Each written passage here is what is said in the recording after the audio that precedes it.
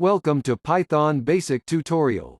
In Part 1, let's know about the features of Python. Python is an interpreted language, meaning, prior to runtime, your program code is not in machine code. So, it doesn't go through compiler. Just an interpreter is enough for making your code understood by computer's processor. It is an object-oriented language. Object is a programming concept which contains data as fields and code as procedures. An object's procedure can access and modify its data. Python is a general-purpose programming language that is capable of scripting too.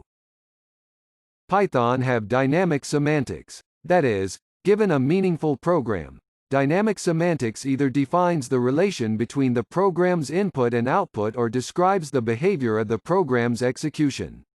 There is no need to state the type of variable when declared.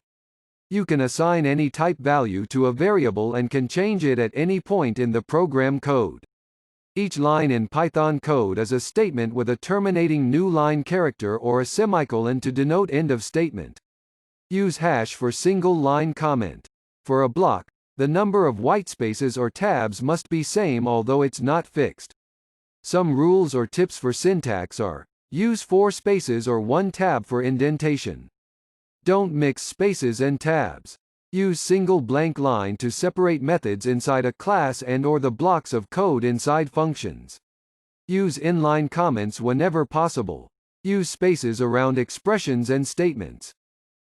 Python is available for everyone to use freely. It has huge growing ecosystem with variety of packages and libraries. The open source license makes it easy to be modifiable and redistributable freely. Thank you. Please proceed to Python Basics Part 2 for Introduction to Python.